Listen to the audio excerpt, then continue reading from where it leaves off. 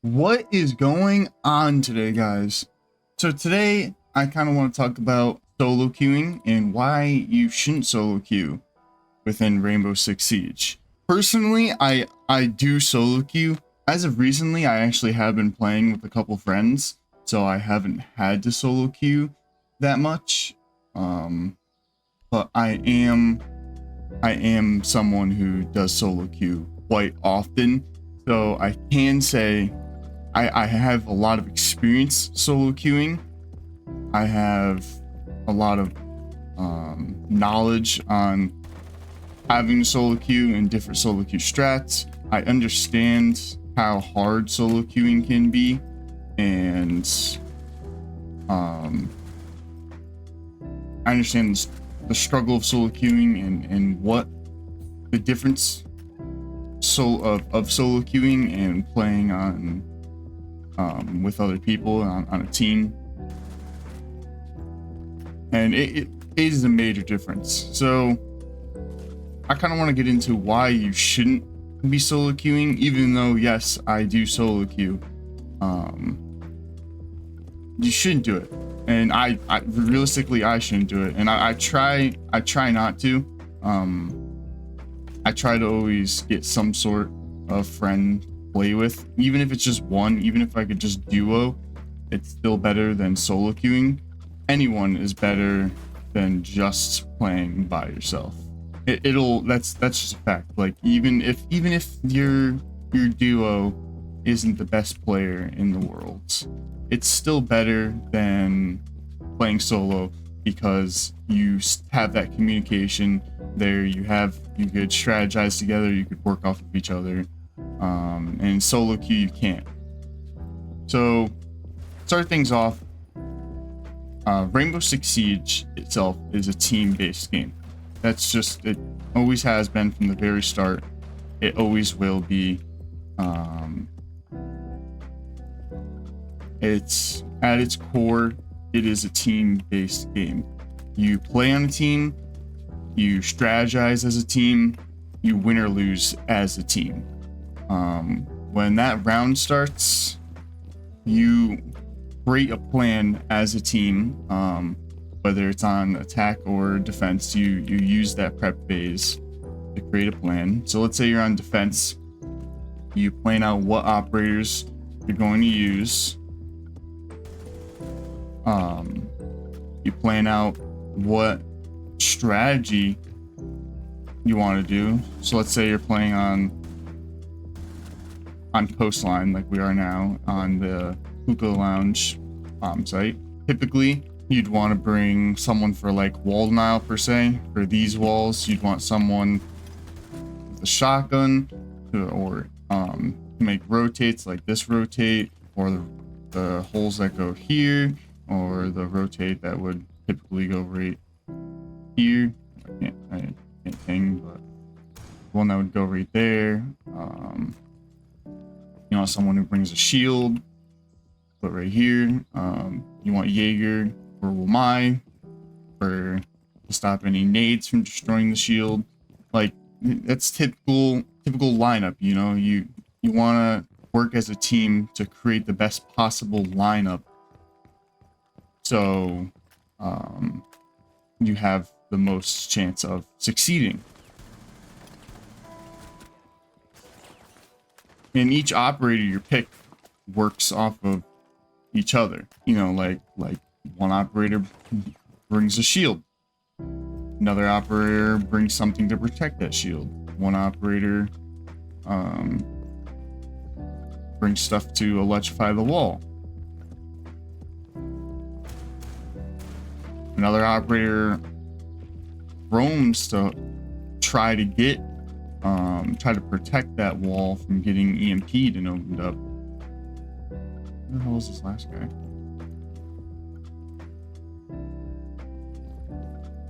Cleared every room, right? I believe so. And yeah, so Rainbow Six Siege is and always will be a team-based game.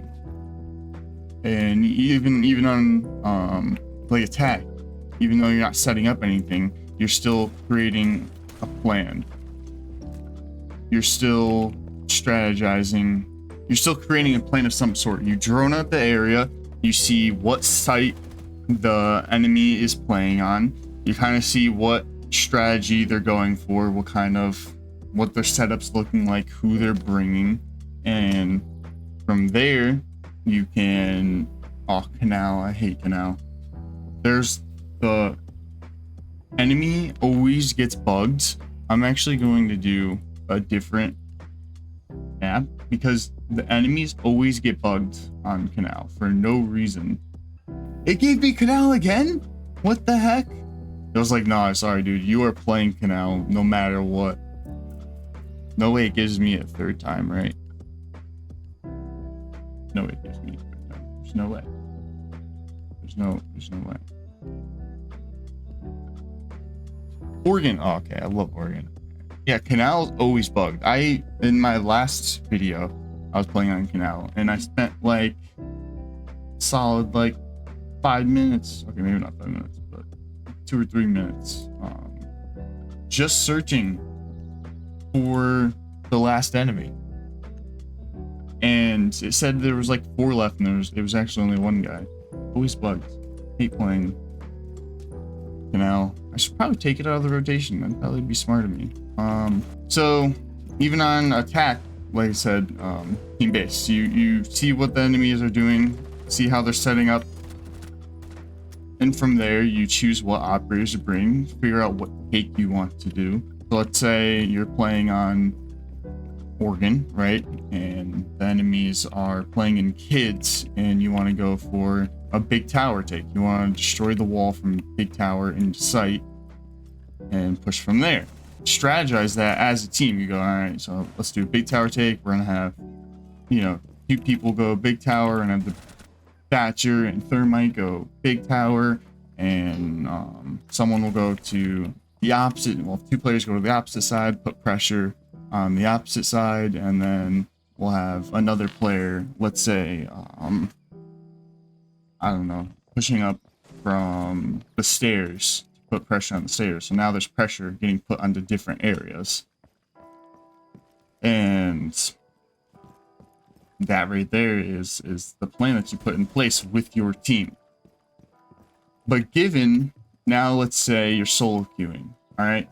All of that is out the window. All of that planning, all of that strategizing, all of that, everything that makes siege, it kind of goes out the window because you're no longer working as a team anymore when you're solo queuing most of the time. Sometimes you could actually get into a solo queue match with a decent team who, let's say you partner up with a bunch of other solos who just have really good communication and everyone's talking, communicating, strategizing, or you get into a game with a team of 3 or 4 and they're communicating with you, they're talking, they're helping strategize. You can get into solo queue matches like that. It's not like that's not possible. That's most definitely possible. I've gotten into a lot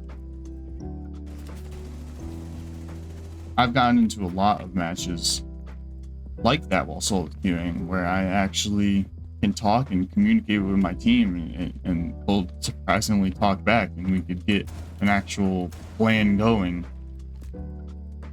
But most of the time while solo queuing, that's not the case. Most of the time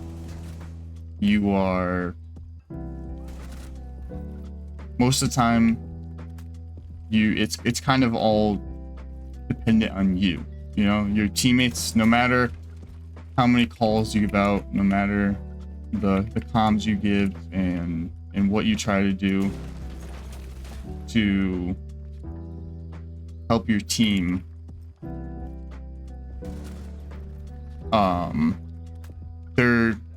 it's still going to be mostly dependent on you. And because of that, it shifts everything. It shifts the operators you pick. It shifts how you play. It shifts how you strategize. It shifts how you set up site. It shifts how you attack.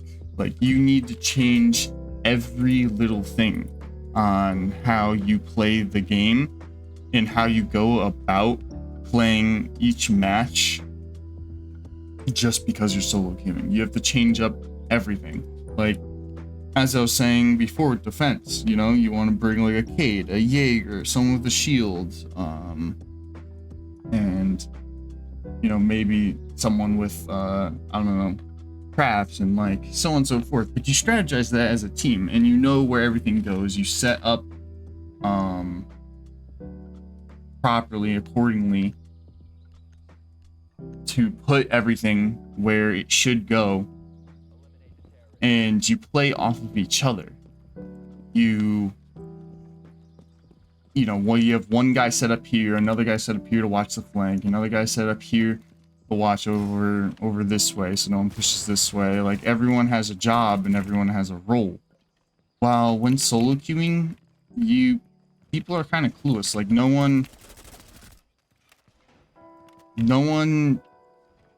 knows exactly how to strategize or work together.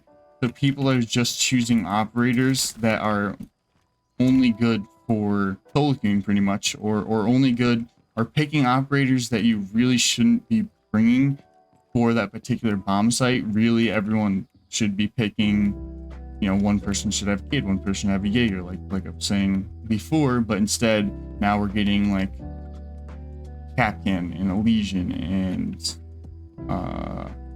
Valk, and these aren't bad operators by no means. These are really good operators, but on a team you should have, there's a variety of different operators to have a proper site setup. And if everyone's bringing a trap operator, or everyone's bringing some sort of operator that brings intel, and there's no wall denial, or no one to stop nades from coming in, then you're kind of screwed. But that's what you have to deal with in solo queue. And so you're forced to either fill in the gaps, but you can't fill in all the gaps, obviously. You can't play multiple operators. So let's say you know, your team doesn't want to bring wall denial. Well, you could at least bring wall denial, but now you don't have anyone bringing any sort of something to stop nades from coming in. You have zero, like no Jaeger, no Wamai at all, and let's say you need a shield, but no one brings a shield at all. You're screwed there. And even if you brought a shield, again, you don't have Jaeger or Wamai, so it's now you're put into this tricky situation where it's like, yeah, you have one thing, but there's still several other operators that you need to complete that lineup, and instead you have too many operators that you don't need. Even though, yes, they're good operators, you don't need all of them, right? Like, you don't need a lineup of Warden, Thorn, Capcan, and Legion all on the same team, when you could replace at very least 2 of those operators with Cade and a Jaeger.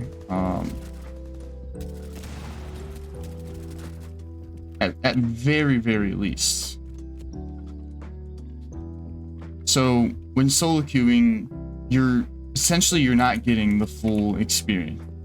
You're getting a dumbed down version of Rainbow Six Siege. It sucks because you're not able to play the game for what it is.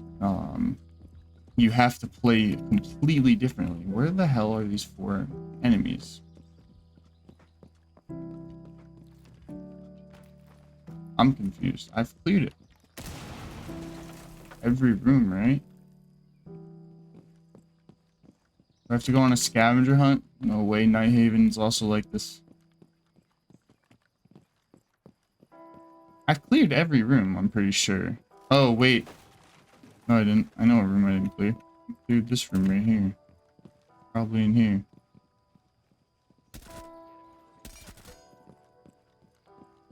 Probably in here.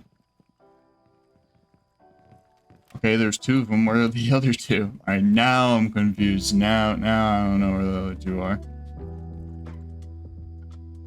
Hear them. They're upstairs. Yeah. Yeah, you're not getting the full experience while solo queuing. Because you have to play completely differently to how you'd regularly play if you were on a team. And even like, let's say I just gave examples for defense. Now let's say you're on attack. On attack, let's say you want a hard breacher, you want someone with EMPs to be able to get the wall denial off. You're gonna want a soft breacher of some sort. You're gonna want, let's say they have a lot of traps and a lot of like a maestro camera and echo. You're gonna want like a brava, and you know, so on and so forth. You strategize depending on what they're bringing. But instead, now you have this team of like that's just has a bunch of random operators that, like, again, are good operators, but the